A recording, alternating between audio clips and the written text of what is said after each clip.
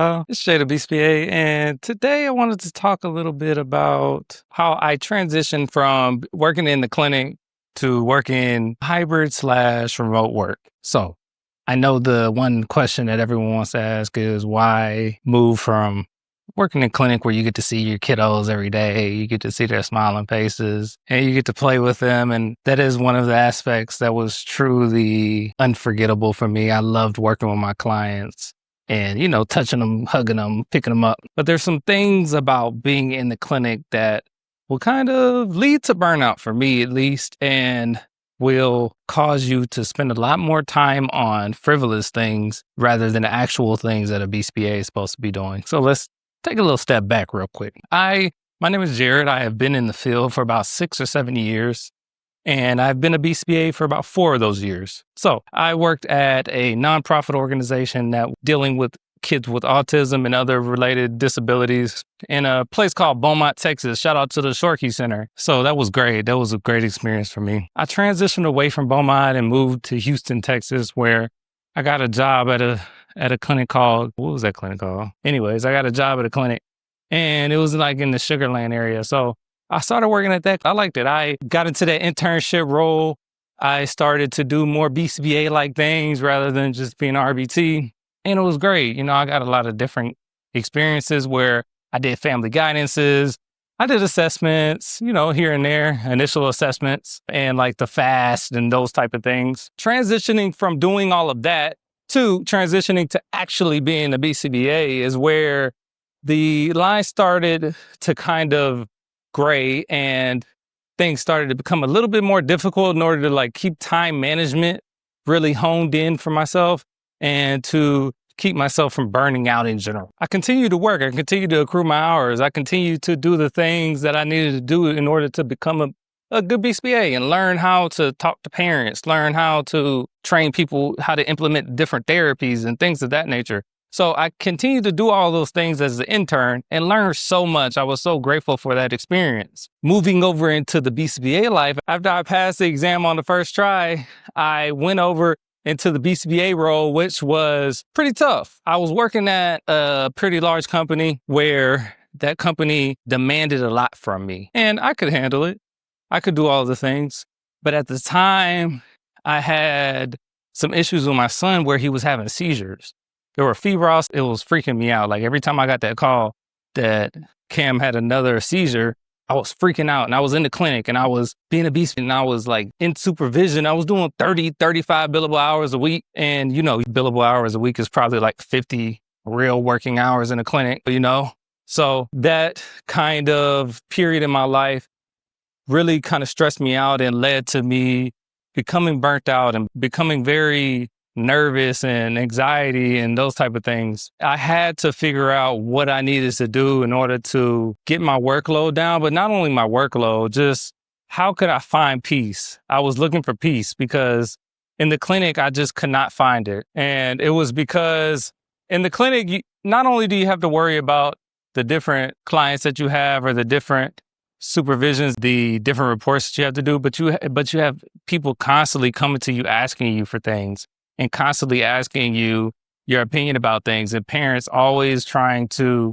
have like impromptu meetings with you and things of that nature. So there's a lot of little nuanced things that you have to do in a clinic.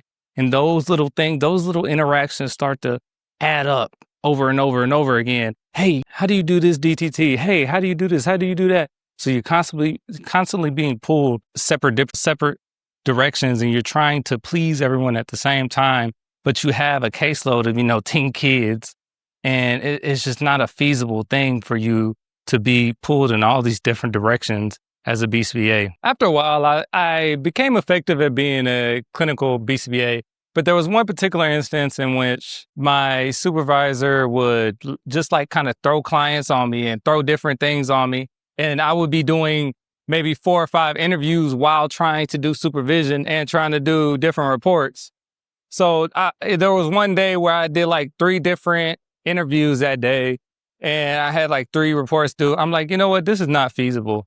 And this is not good for my mental health. So I started to do my research on how I could get into the telehealth field. I heard all of the myths. I heard you can't provide good clinical guidance within the telehealth system. You can't be a good BCBA if you're over a screen. I heard all of those different things. I didn't want to necessarily jump headfirst into it. I continued to do my research, and one of my brothers at BCBA, he put me onto a company that was a telehealth company, but provided like really good supervision to the RBTs, 20%.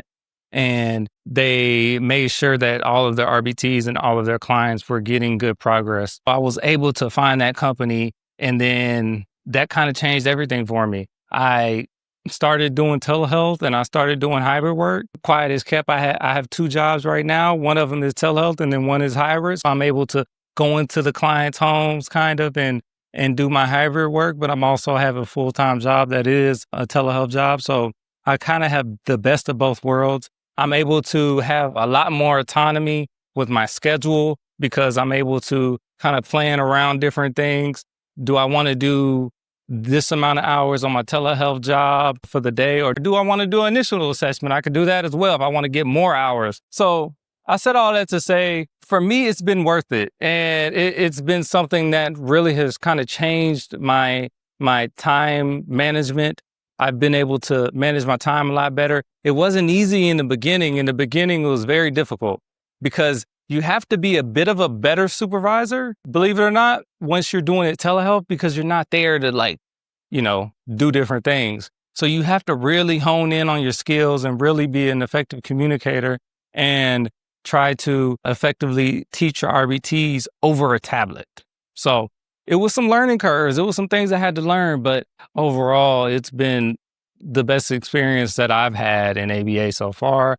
I've got my spirit back. I've got my drive back. I feel much more energized. So I really, really feel that the telehealth role, the hybrid role for me has been wonderful, and it got me away from being burnt out. So I didn't end up getting burnt out, and now I'm thriving, and I'm back in love with ABA. So if that helped you, if you found that informative, feel free to leave a comment, have a conversation with me, drop a like or a comment if you want to have a conversation, always, or you can hit me in the email.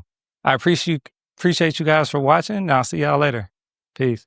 I guess the moral of the story for me is if you're feeling stretched thin, maybe it's time for you to look into some other things that you could be doing. For me, what held me back from doing it a long time ago was the fear of not knowing what was going to happen. Get out of that fear. Do things that you are fearful of. If you have your research done already, make decisions that are based in logic and take your fear out of it. Yeah, I was afraid. I had been working at this company for a long time and I was good with the company.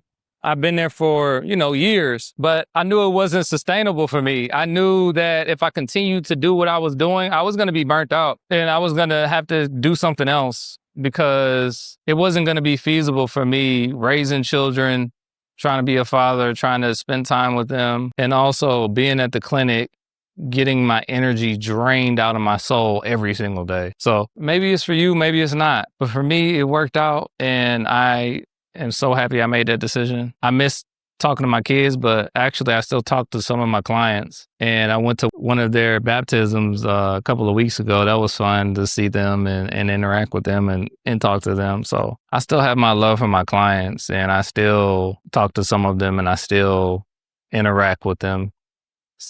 But don't be afraid to take that leap. If you think that you should take that leap, take the leap. Don't get burnt out and just get out of the field altogether. But the crew's here. I'll catch y'all.